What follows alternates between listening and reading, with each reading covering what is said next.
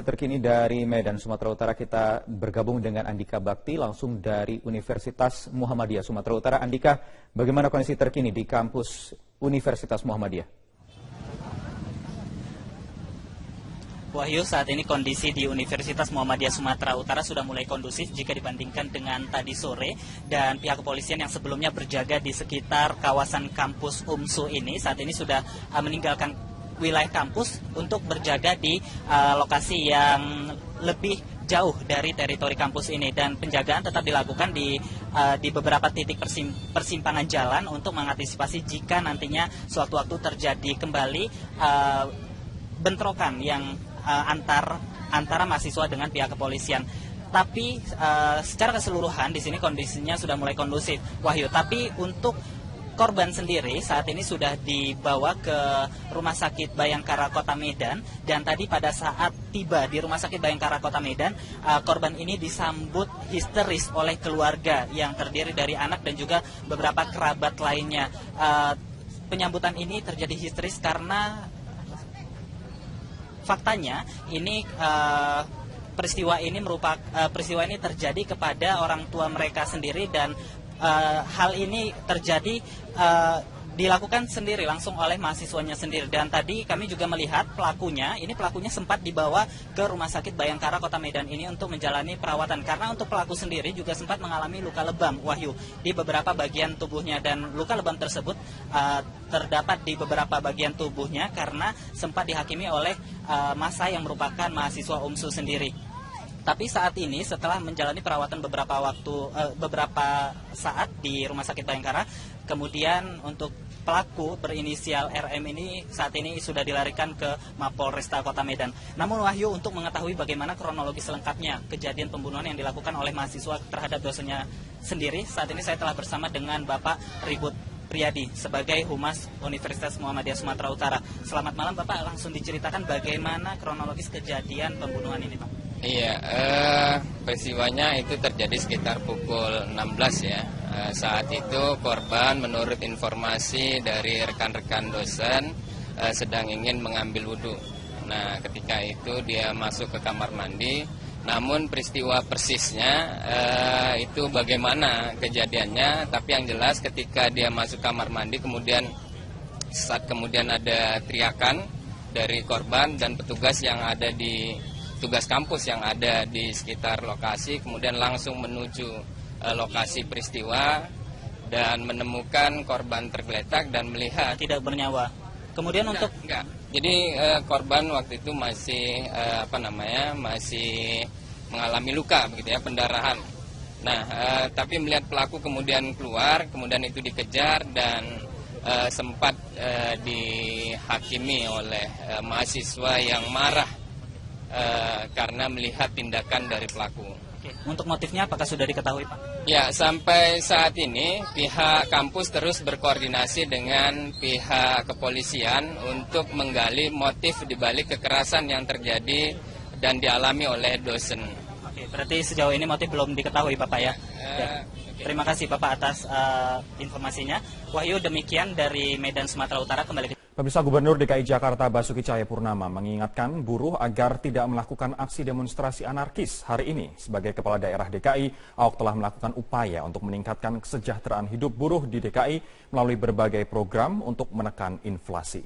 Terkait tuntutan kenaikan upah yang disampaikan para buruh, Ahok menegaskan yang terpenting saat ini adalah bagaimana upaya pemerintah untuk menekan inflasi ketimbang menaikkan upah. Pasalnya, kenaikan upah yang juga diiringi dengan tingginya inflasi tidak akan meningkatkan kesejahteraan buruh. Beberapa program Pemprov DKI seperti penyediaan jaminan kesehatan bagi pekerja hingga penyediaan rumah susun adalah upaya untuk menekan laju inflasi dengan menekan biaya hidup penduduk Jakarta.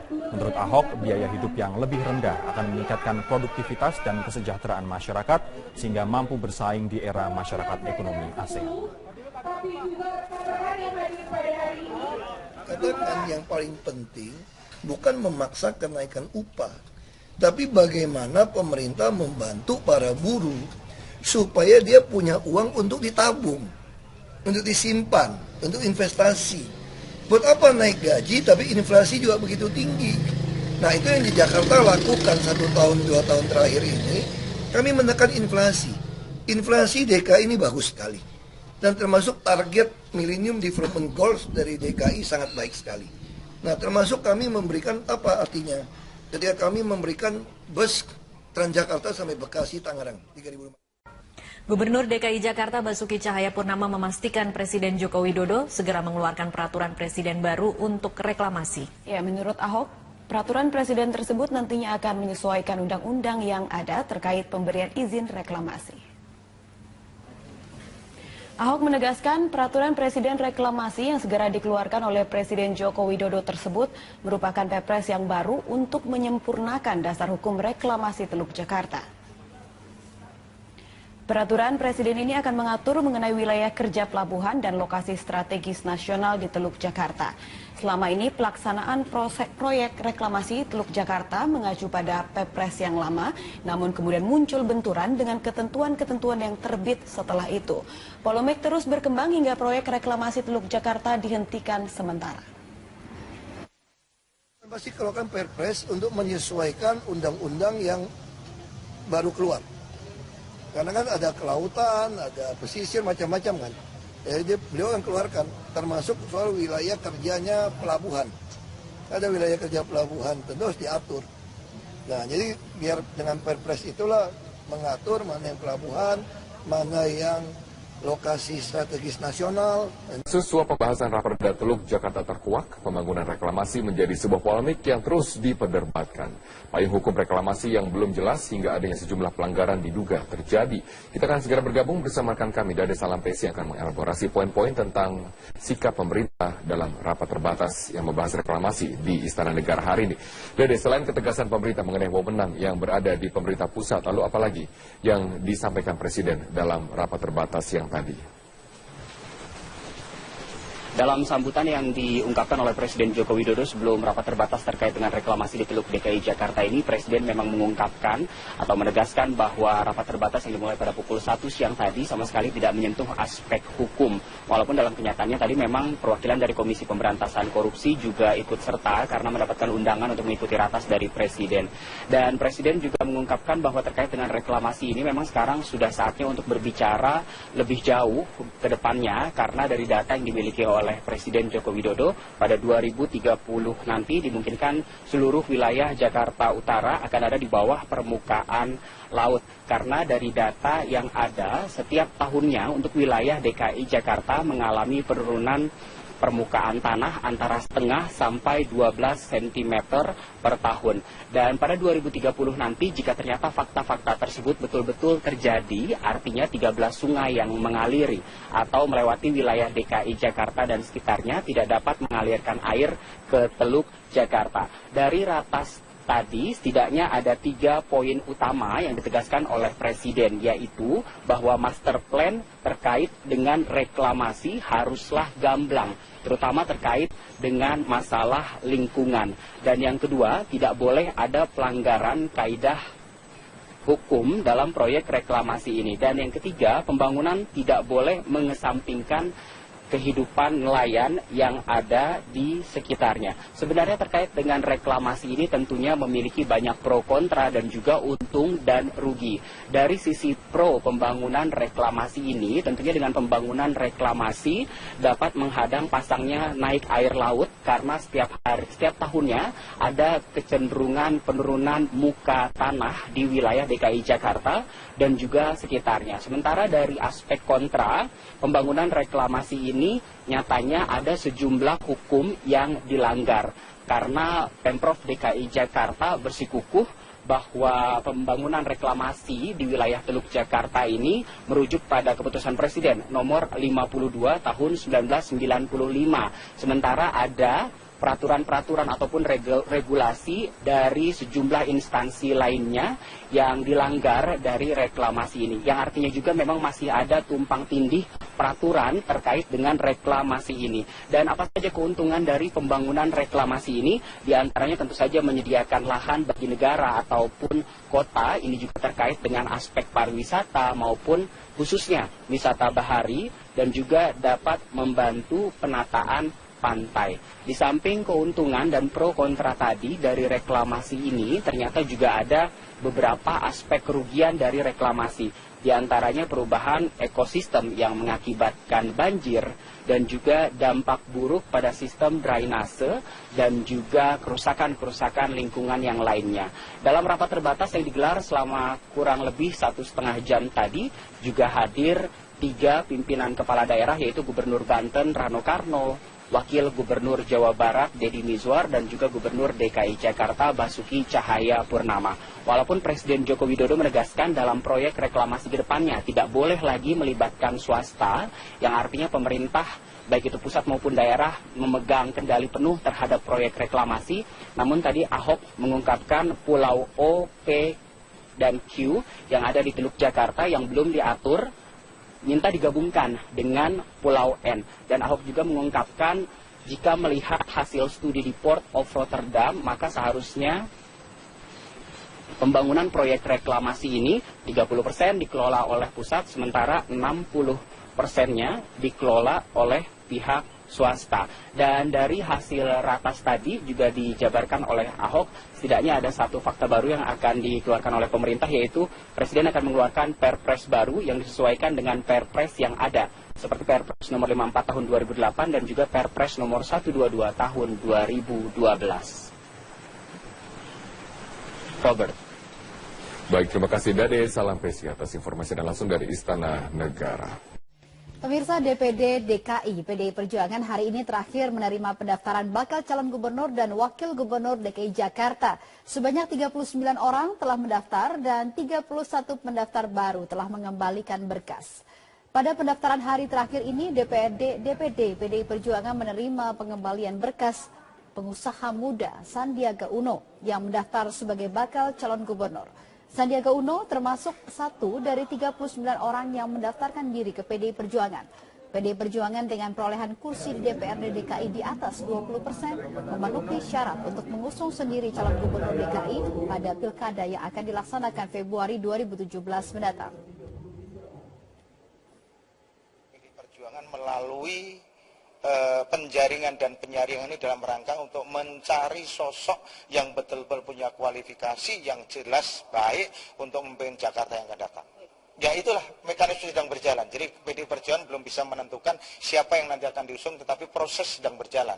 Tahapan-tahapan akan kita lalui. Tahapan pertama hari ini sudah sama-sama kita saksikan. Hari ini kita tutup, baru nanti selanjutnya kita mengejar tahapan berikutnya. Gubernur DKI Jakarta Basuki Cahayapurnama tidak mempermasalahkan usulan Komisi 2 DPR yang akan menaikkan syarat dukungan calon independen dan menurunkan syarat calon dari partai politik. Ya, Ahok optimistis masyarakat tetap akan memilih yang terbaik untuk memimpin ibu kota pada 5 tahun ke depan. Enggak masalah, kan saya sampaikan, ini Jakarta ini daerah khusus ibu kota. Tentu harusnya ini jadi etalase negara, bangsa. Yang jadi gubernur harus yang terbaik dari yang terbaik. Masing-masing warga DKI punya pikiran masing-masing. Dia mau pilih yang perempuan, dia mau pilih yang lebih rohani, dia mau pilih yang santun, dia mau pilih yang lebih pintar, itu masing-masing. Makanya di dalam pilkada undang-undang nggak pernah diatur 100%. Hanya 50% plus 1. Kalau di daerah lain malahan yang tertinggi yang menang. Kenapa? Karena memang masing-masing kepala kan punya pikiran berbeda. Ya. Selamat malam pemirsa, inilah headline news pukul 21 waktu Indonesia Barat. Usai diperiksa oleh KPK, staf khusus Gubernur DKI Jakarta Suni Tanuwijaya mengaku didukung oleh Gubernur DKI Basuki Cahayapurnama untuk menyampaikan keterangan apa adanya kepada penyidik KPK. Sementara itu Ketua Balegda DPRD DKI Muhammad Taufik memilih diam saat keluar dari gedung KPK. Setelah 7 jam diperiksa oleh penyidik KPK, kepada awak media Suni mengaku ditanya soal usulan dan juga substansi serta keterlibatan dirinya dalam pembahasan Raperda Reklamasi Teluk Jakarta. Suni mengaku tidak mengetahui perihal pertemuan sejumlah pimpinan DPRD dengan para pengembang.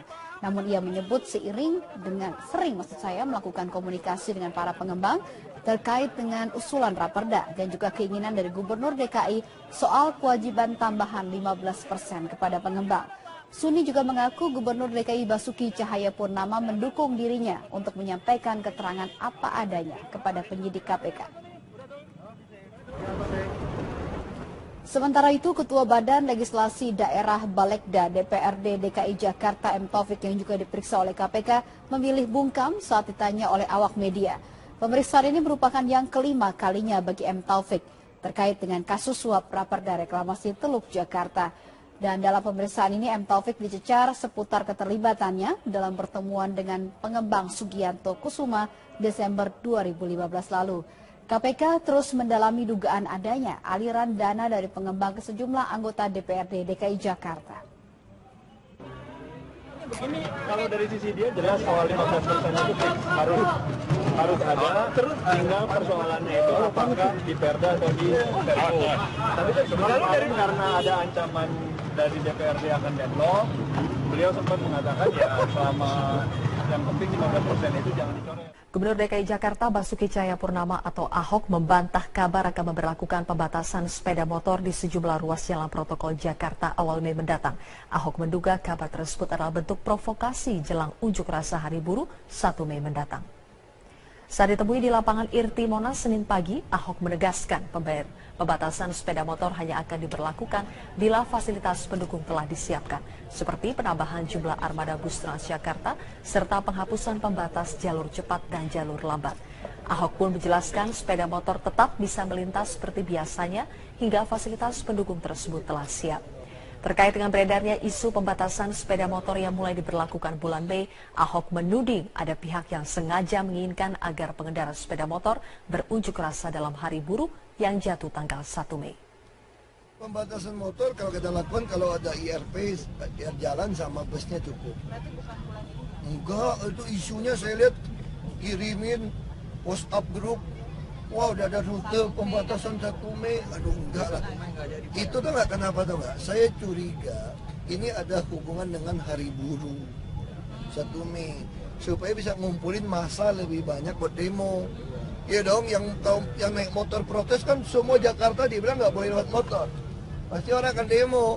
Ini bukti yang mau demo ini orangnya kurang. Jadi masih ada sebarin isu-isu. Ya, apalagi isu-isu nyerang Ahok kan lebih ramai gitu ya. Setelah polemik panjang reklamasi Teluk Jakarta, pemerintah pusat sepakat menghentikan sementara proyek reklamasi. Selama masa moratorium, pemerintah akan merumuskan aturan, perizinan dan analisis dampak lingkungan yang jelas. Setelah polemik panjang tentang reklamasi Teluk Jakarta, pemerintah pusat menyatakan moratorium atau penghentian sementara proyek reklamasi pulau di Teluk Jakarta sejak Jumat 22 April. Menteri Koordinator Kemaritiman Riza Ramli menyatakan, putusan moratorium sudah final tanpa tekanan dari perusahaan pengembang yang sudah berinvestasi untuk proyek reklamasi. Hari Jumat sudah ada rapat komite gabungan. Seperti diketahui ada masing-masing kementerian ada 2 dirjen, termasuk juga Deputi Gubernur DKI, Kepala Bapeda. Dan mereka sekarang sedang evaluasi mana-mana kebijakan yang harus diselaraskan. Minggu depan mereka akan bertemu lagi setiap minggu. Kita akan ukur proses ini secepatnya. Kondisi tersebut juga dipertegas Gubernur DKI Jakarta Basuki Cahayapurnama. Ahok menyatakan dirinya sudah berkoordinasi dengan korporasi pelaku proyek reklamasi dan menilai pengusaha berkomitmen akan kooperatif terhadap kebijakan moratorium reklamasi ini. Saya sudah meminta, saya ada disposisi dan pengusahanya sangat kooperatif. Bahkan pengusahanya sudah kirim surat kepada kami, baru dengar berita akan moratorium, mereka sudah sepakat moratorium. Walaupun surat kami belum, dia sudah kirim. Saya baru disposisi kemarin. Bukan kemarin, semalam. Baru ingat semalam. Di sisi lain, proyek reklamasi Pulau N untuk membangun dermaga dan pelabuhan baru yang dikelola Pelindo akan tetap dilanjutkan. Pembangunan pelabuhan baru itu tergolong kepentingan nasional dan bukan komersial, sehingga kewenangan perizinan ada di tangan Kementerian Perhubungan. Tidak ada izinnya, kita kasih terus. Karena izin reklamasi, kalau di daerah lingkungan kerja pelabuhan manapun di seluruh Indonesia, itu tidak ada kewenangan yang lain, kecuali kewenangan Menteri Perhubungan.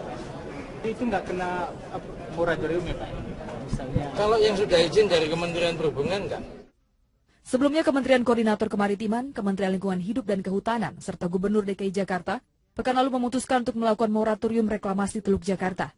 Hal ini dilakukan karena reklamasi belum mempunyai landasan hukum yang kuat, serta masih perlu dilakukan kajian analisis dampak lingkungan lebih lanjut. Tim Liputan Metro TV. Pemirsa, politikus PKS M. Idrus terus mencari dukungan dari partai lain untuk maju sebagai calon gubernur DKI Jakarta. Ya, meskipun kurang diperhitungkan PKS, M. Idrus yakin langkah politiknya akan direspon positif oleh sejumlah partai untuk berkoalisi, khususnya dengan Partai Keadilan Sejahtera.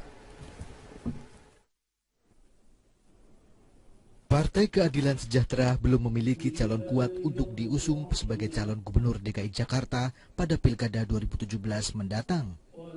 Hingga kini PKS masih melakukan penjaringan terhadap sejumlah kandidat baik internal maupun eksternal partai. Padahal saat ini salah satu kader PKS, Muhammad Idrus, telah mendeklarasikan diri sebagai bakal calon gubernur DKI Jakarta. Presiden PKS Sohibul Iman tidak mempermasalahkan langkah Muhammad Idrus yang mencalonkan diri melalui partai lain. Oh, Pak Idrus termasuk, kan gini, ada calon-calon yang muncul dari aspirasi kader. Ya, dan mereka ada yang kader, ada yang non kader. Semua itu sudah kita brief. Silakan memasarkan diri masing-masing, ya, untuk bisa menarik masyarakat secara lebih banyak lagi. Sementara Muhammad Idrus sendiri mengaku sengaja mencalonkan diri melalui Partai Demokrat dan PDI Perjuangan karena mekanisme internal partai yang belum jelas. Terlebih kursi PKS di DPRD DKI tidak mencukupi untuk mengusung calon sendiri dan harus melalui koalisi dengan partai lain. Meski demikian, Idrus menunggu proses penjaringan dari internal partai PKS. Saya sadar sebagai kader Partai Keadilan Sejahtera, juga ini kan juga proses di internal partai. Nah, PKS sendiri hanya 11 kursi, Demokrat 10 kursi. Kalau Demokrat sama PKS aja udah baru 21 kan. Ini proses, yang jelas proses, dan juga bukan secara pribadi saja. Nanti kan terjalin komunikasi politik di antara seluruh elit partai politik. Selain kandidat internal, PKS juga masih mempertimbangkan sejumlah calon dari eksternal seperti Yusril Iza Mahendra dan Sandiaga Uno untuk dilakukan survei terhadap elektabilitas dan kapasitasnya sebagai calon gubernur DKI Jakarta. Dari Jakarta, Tim Liputan Metro TV. Sementara itu, hari ini merupakan batas akhir DPD DKI PDI Perjuangan menerima pendaftaran bakal calon gubernur dan wakil gubernur DKI Jakarta. Untuk mengetahui berapa calon yang sudah mendaftar dan bagaimana proses selanjutnya, kita langsung bergabung bersama rekan kami Yasmin Alvina yang saat ini berada di DPD PDI Perjuangan DKI Jakarta. Yasmin, melihat berbagai hasil survei bahwa Ahok masih mengungguli lawan-lawannya, apakah PDIP percaya diri dengan calon yang akan mereka usung?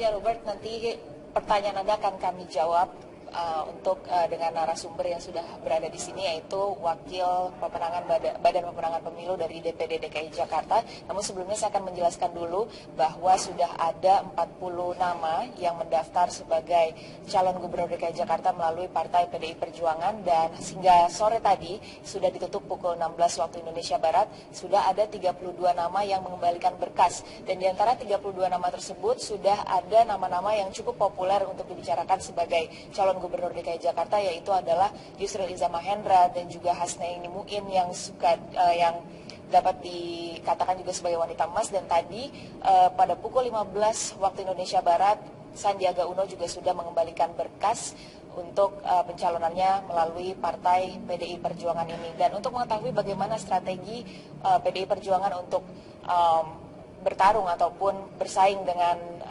gubernur petahana Basuki Cahayapurnama, saat ini saya sudah bersama dengan Wakil Ketua Badan Pemenangan Pemilu DPD DKI Jakarta PDI Perjuangan, Bapak Gembong. Selamat sore, Pak. Selamat sore.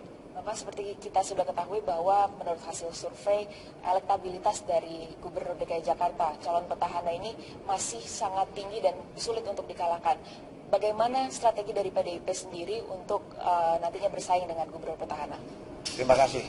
Bagi PDI Perjuangan, kalau hari-hari ini masyarakat disajikan dengan elektabilitas calon gubernur DKI Jakarta yang akan bertarung di tahun 2017 yang akan datang, yaitu incumbent cukup tinggi, bagi PDI Perjuangan bukan hal yang luar biasa. Karena tentunya sebagai incumbent memiliki elektabilitas seperti hal yang wajar. Justru kalau sebaliknya bagi saya yang luar biasa. Jadi bagaimana untuk PDI Perjuangan menyiapkan strategi untuk bisa menghadapi siapa yang nanti akan bertarung bersama dalam pemilu kada 2017 yang akan datang. PDI Perjuangan melalui penjaringan dan penyaringan ini dalam rangka untuk mencari sosok yang betul-betul punya kualifikasi yang jelas baik untuk memimpin Jakarta yang akan datang. Siapa sosoknya, Pak? Ya itulah mekanisme sedang berjalan. Jadi PD Perjuangan belum bisa menentukan siapa yang nanti akan diusung, tetapi proses sedang berjalan. Tahapan-tahapan akan kita lalui. Tahapan pertama hari ini sudah sama-sama kita saksikan. Hari ini kita tutup, baru nanti selanjutnya kita mengejar tahapan berikutnya. Terima kasih Bapak atas waktunya. Dan Robert, demikian yang dapat kami laporkan, kembali ke Anda di studio. Baik, terima kasih Yasmin Alvina atas informasi Anda. Sejumlah anggota DPRD DKI Jakarta memenuhi panggilan KPK untuk memberikan kesaksian. Mereka diperiksa sebagai saksi untuk Ketua Komisi D yang sudah dijadikan tersangka. Pemirsa, Ferry Priardi akan menyampaikan laporan selengkapnya dari gedung KPK Jakarta. Ferry, hingga siang ini siapa saja anggota DPRD yang sudah datang? Adakah pernyataan yang mereka sampaikan sebelum jalani pemeriksaan? Silvio, sudah ada 5 anggota DPRD yang sudah datang memenuhi panggilan KPK untuk diperiksa sebagai saksi untuk Muhammad Sanusi, dan kelimanya tadi datang secara periodik sejak pukul 9 dan mulai menjalani pemeriksaan pada pukul 10 pagi ini.